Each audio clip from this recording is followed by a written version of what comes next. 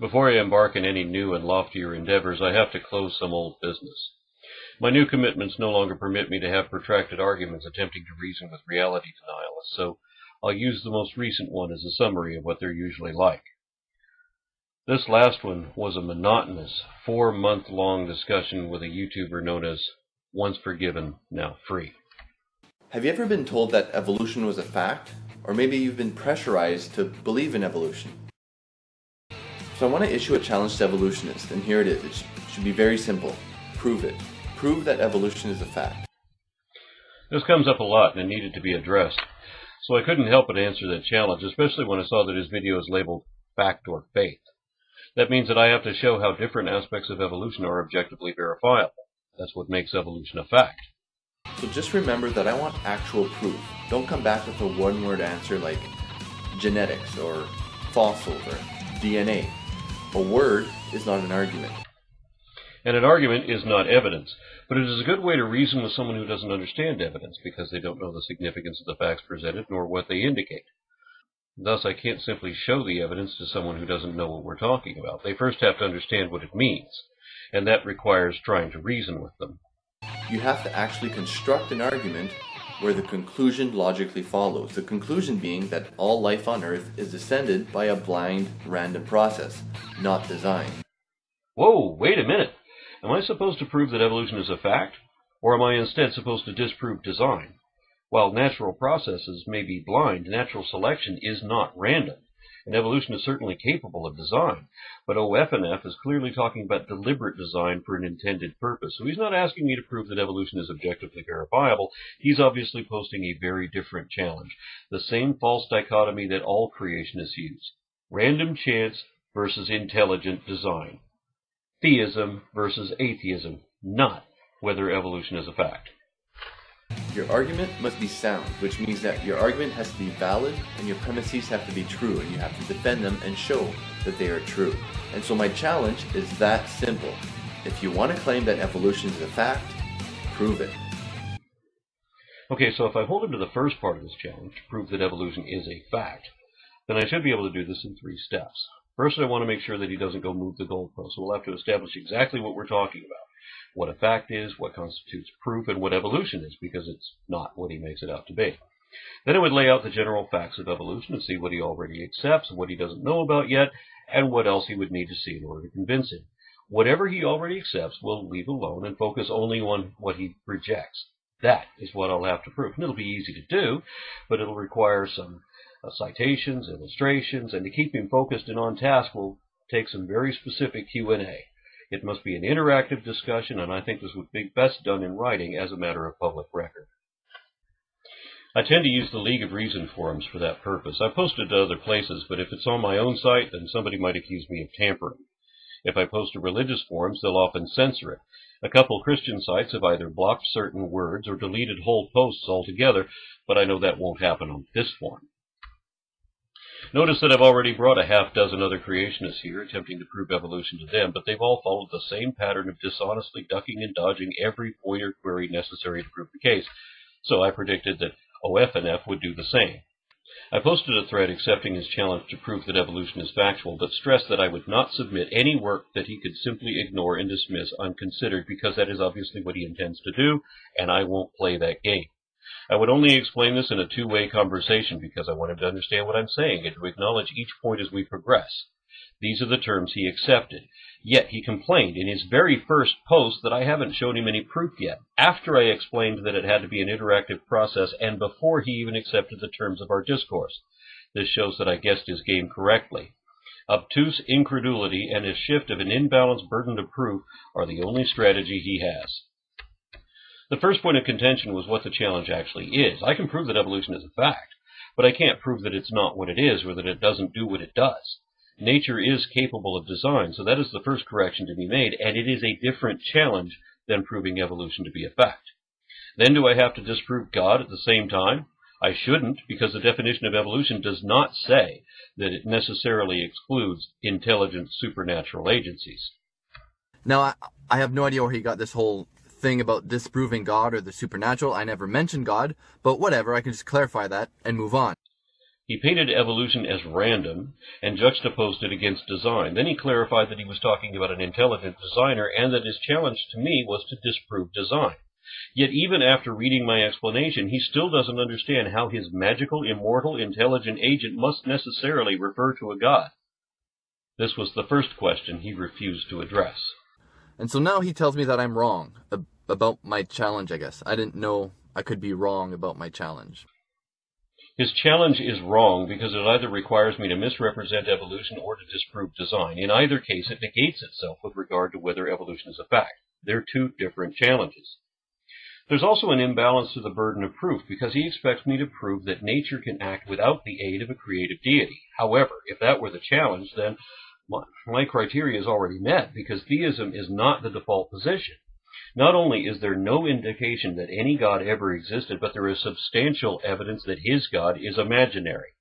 If he wants me to consider his intelligent designer, it's up to him to show that there is one. It's not up to me to show that there's not, and I had to illustrate that for him. He imagines that any interpretation of design can only come from an intelligence with a goal in mind, because he has no concept of emergent complexity. So he's using a combination of the first and seventh foundational falsehoods of creationism, because he also said that evolutionists reject God, as if accepting evolution turns one atheist. In fact, several notable evolutionary scientists hold traditional Christian beliefs. I even named a few such people for him to ignore, and of course that's what he did. He complained that I said that he didn't know what he was talking about, and he proved that again. He didn't understand about cumulative mutations and a random assortment not always being significant enough to be subject to selection. He thought every mutation had to be selected in a stepwise fashion. I had to explain a lot of the basic elements because he didn't even understand what evolution is. Yet he still complained that I haven't offered any proof yet. He wants me to finish before we get started, before I can explain anything to him, before we've defined what the words we're using even mean. So what is it, AronRa? Are you just wasting my time here? I mean, here's what you said. Dawkins was right. It is easy enough to prove that evolution is a fact. Well, why are you playing these games then, right? Just give us the evidence. If it's easy to prove that evolution is a fact, show us. Please, I actually want the evidence for evolution. So we went over the definitions, and I asked if he accepts them. I had to repeat those questions because he ignored it the first time, but then he accepted all the definitions as stated without argument. Except that he still refers to himself as a skeptic. As a credulous creationist who believes extraordinary claims on insufficient evidence, he is the furthest thing from a skeptic. He also calls himself a free thinker, but adheres to a belief system with required beliefs and prohibited beliefs, and is thus not free to believe anything else. So he doesn't seem to know what these words mean either. Having completed the first steps, clarifying the terms and establishing definitions, I moved on to the next step, lay out the facts, asking which ones he accepted so that I'd know which ones I'd have to prove. He ignored them, trying to sidetrack. He wasted a lot of time puffing up in pointless posturing. And if you're still waiting for evidence for evolution, I think it might still be coming. AronRa is just, I don't know, he's taking his time, and we have to be very patient. We don't want to scare him away. As if. He projected a lot, too. He criticized me for being condescending while he accused me of being the one with an invisible friend. He distorted a lot as well. Any attempt to remain on track he described as sidetracking, and every question necessary to remain on point he referred to as rabbit trails. So I listed the facts of evolution again and challenged him to show his own facts of creation. Creationists hate that because, of course, they have no facts on their side and will not accept any burden of proof. He and his associates on the panel even insisted that I should defend his strawman version of evolution rather than what it really is. Previously, OFNF said that he, like all other creationists, accept evolution up to a point. Typically, that's where they say that they accept microevolution, but not macro, pretending that there's some boundary between the two. OFNF himself said that evolution could only occur within biological limits. I think there's a fair amount of common ancestry, but I'm certainly not an advocate of universal common ancestry. The theory is perfectly valid at that level of minor changes that do not produce new kinds of organisms and that, above all, do not add to the genetic information. Breeders are able to produce change only within boundaries. However, when I showed him my list of evolutionary facts again and asked which of these facts he accepts, OFNF said he rejects them all, such that he doesn't accept any degree of evolution whatsoever. Hopefully, as we progress through this conversation, we'll find some pretty compelling evidence for evolution. Right now, it's not looking too good. I had already shown him an overwhelming preponderance of very compelling evidence, but I think he rejected that whole list without even looking at it, because when I pressed him again on the first three, he flip-flopped again. I explained that to reject these means that it would not even be possible to derive new breeds of dogs without evoking a creative miracle. So he admitted that he answered incorrectly before, but he still won't admit that evolution happens, not even microevolution within breeds of a single species. He won't admit that, and no matter how many times I repeat the question, he refuses to explain why. OFNF imagines that all these facts can be dismissed, as if they won't even be facts anymore, if there was any aspect of biology that we don't yet understand. The typical creationist tactic, and you can verify this by listening to any of my online debates, is to ask questions you don't want the answers to. Then when your opponent shows that he knows the answer, interrupt him. Stop him from giving that answer and ask him another question until, as they put it, you get to a point where you can't answer. If you can't answer one question out of 10, that means they can dismiss every answer you've already shown that you know. In their mindset, if there's anything you don't know, it means you don't know anything. You have to know everything to know anything, and they'll often say so. Conversely, they seem to think that if they don't give the answer for anything, it means they have the answer for everything, because not knowing anything means knowing everything. So OFNF repeatedly ignored my direct questions and only asked me questions that he didn't think I could answer. He didn't think that a protein or gene could evolve into a different protein or gene. Maybe he didn't know about missense mutations. Maybe he thought that all mutations were silent and that genes composed of a different configuration of different amino acids at various locations will still produce identical proteins. I don't know what he thought because he wouldn't answer my question. He said that blind chance wouldn't work when there were multiple mutations required to convey a beneficial advantage. So I asked if he would accept the documented identification of specific mutations producing new genes with beneficial effects. But he wouldn't answer that question either. He gave me an ultimatum that if science couldn't explain protein folding, then evolution was dead in the water. So I showed him those explanations from a lesson on cell biology from the University of Arizona and a genetics primer from Indiana University. OFNF refused to admit that science had explained this, as if both of these college courses got their instructional materials wrong. He said he could prove that, but of course he can't. That's why he didn't. At 10 pages into the discussion, I complained that he keeps ignoring all the questions he needed to answer before we could begin. At 24 pages in, I'm still repeating those same questions, and he's still ignoring them. But apparently, he has the evidence. He has the proof of evolution. He just first has to educate us, apparently. So, hold on. It's still coming. Finally, he admitted just what I predicted, that he's just dismissing each individual element on whatever excuse he can so that he can ignore the overwhelming preponderance to look instead for what he calls the magic bullet. His excuses sound a lot like this. So where is this forest? Is it this tree? Or this one? Would you please point out to me which of these trees constitutes this forest? I really want to see this forest you believe in, so why won't you show me the evidence?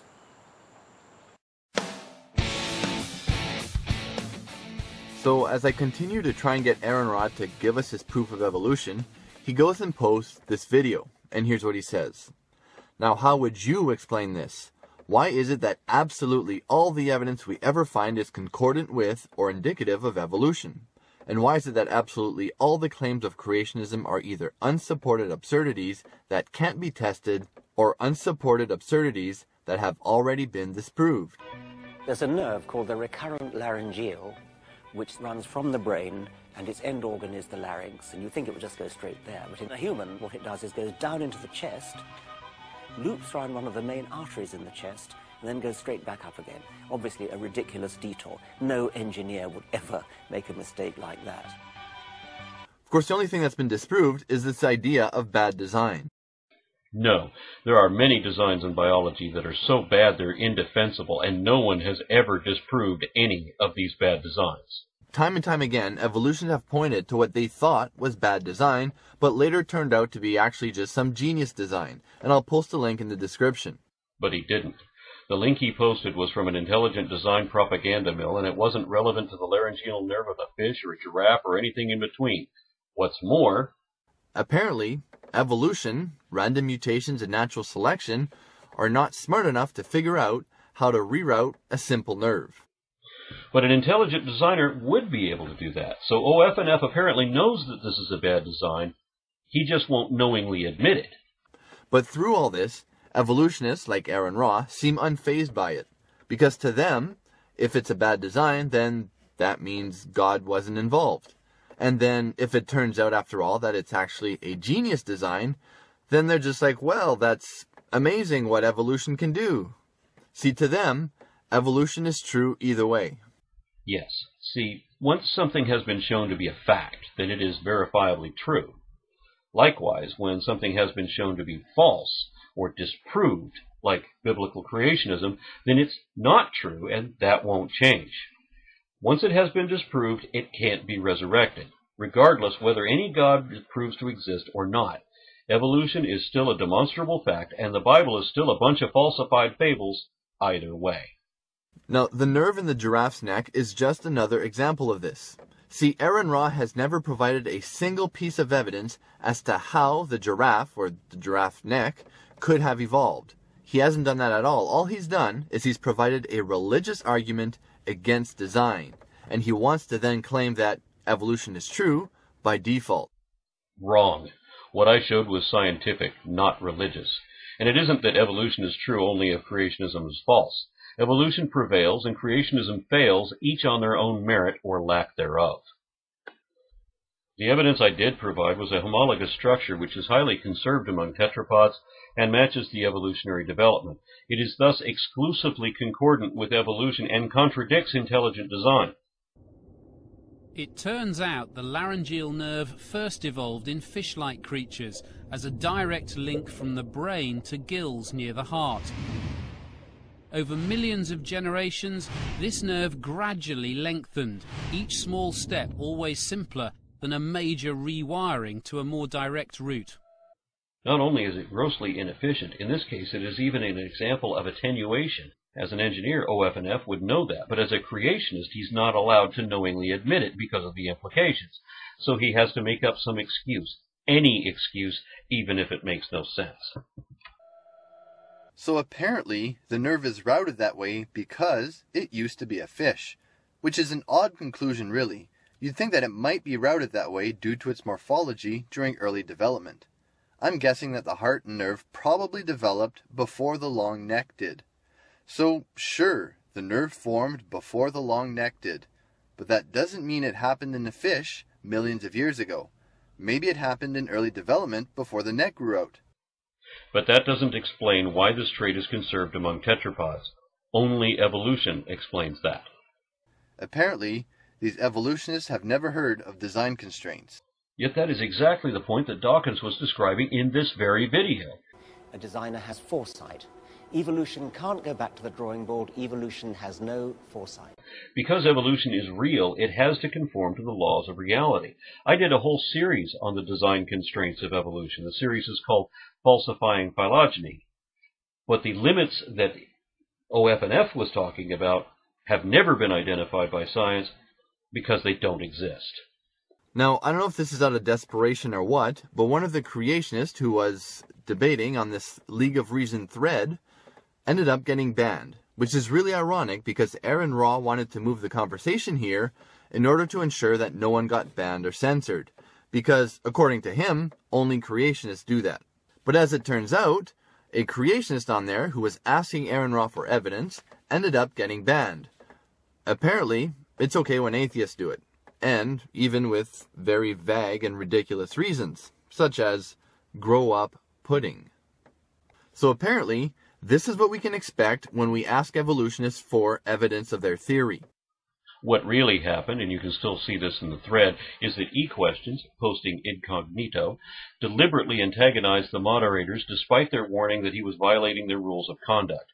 Consequently, he was temporarily suspended, and none of his posts were deleted or censored. OFNF knows this, and yet he still says... And when you ask for scientific evidence, they'll ban you. They'll censor you. So, OFNF is not above bald-faced lying. In the next thread, he challenged me to show a scientific explanation for a biochemical pathway to create the first ATP motor. Intelligent design websites assured him science could not explain this. So he got quite upset when I showed him exactly what he asked for. He doesn't understand hypotheses, so he said it didn't count as a scientific explanation, even though it came from peer-reviewed journals. Then he said it didn't count as a biochemical pathway either, even though the text describes itself as such. So I turned to a PhD professor of biology that I happen to know, and he said, that paper is a scientific explanation of the origins of the first ATP motor. It uses the chemical properties of simple membranes to explain the properties of and driving forces behind ATPase. It is exactly what he asked for, and now he's just making excuses. The ATPase certainly is a component of a biochemical pathway. As the paper explains, it's part of a cellular maintenance pathway that couples ion pumps and ATPase synthesis/breakdown. OFNF cannot show even one instance in the actual scientific literature where evolution was contradicted or creationism was supported, but he won't admit that he can't cite any such example. He can't cite any documentation of the type of limits he insisted evolution has either, but he won't concede that such have never been indicated or discovered. He can't cite any peer-reviewed documentation of any complex organ which could not possibly have been formed by numerous, excessive, slight modifications, but neither is he honest enough to admit that science has still never found one such example.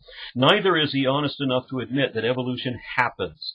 Each of these questions were repeatedly ignored for obvious reasons, so he did exactly as I predicted, and this discussion ended the way they usually do, with the creationist defaulting for non-participation, because he is forbidden to admit that evolution happens. Nor can he address any of these facts of evolution, because they are facts, and he knows I can prove it, and that he would have to admit, as a matter of public record, that evolution is a fact.